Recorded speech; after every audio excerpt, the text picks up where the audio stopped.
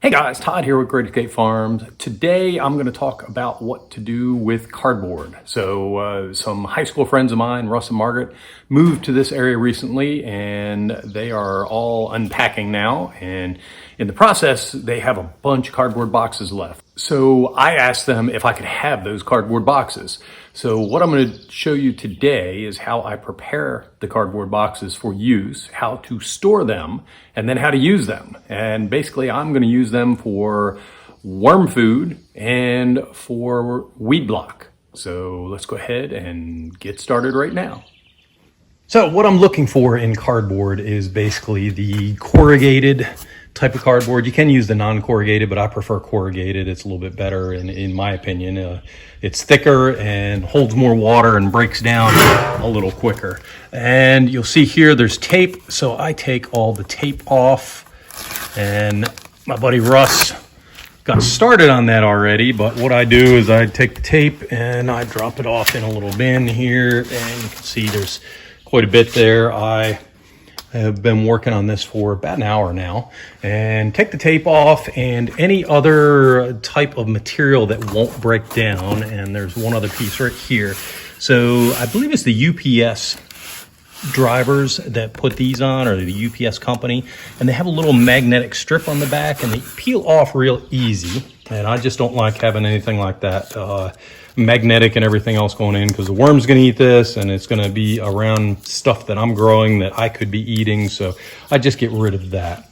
There's some other things, is the type of cardboard itself. So corrugated, let's see, this one right here, this one has shiny pictures and everything on it. I don't use that. That's hard for it to break down. I am going to be storing this for a while. So this is a pizza box right here. And I don't store pizza boxes because there's always a little bit of food and oil and stuff left, and I don't want to attract rodents into my storage place, which is my garage.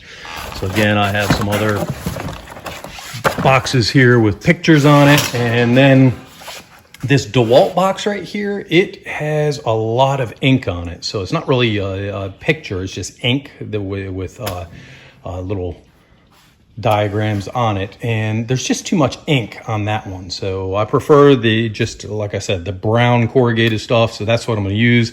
What I do is, my buddy Russ took all the staples out and most of the tape off, but I'm removing tape on a couple pieces here, and then I store it up on a shelf for later use.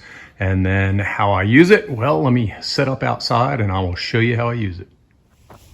Okay, so the first thing you want to do is wet the cardboard before you put it down. Otherwise, if it's dry, then you'll have areas that it could actually last up to months without breaking down. So our goal is to feed the worms, kill the weeds, and we only need a couple of weeks of it good. So the worms will start on it pretty quick and it will start breaking down. And in a period properly, I would expect the cardboard to be completely broken down in about 2 months. So there's two ways I do it. I will either have it like this, where it is completely folded up, or I will take the seam like right here and pull it apart and lay it out like that. So when I'm wetting it to each side, and then we'll lay it out on one that I'm not opening or spreading like that, I do the inside,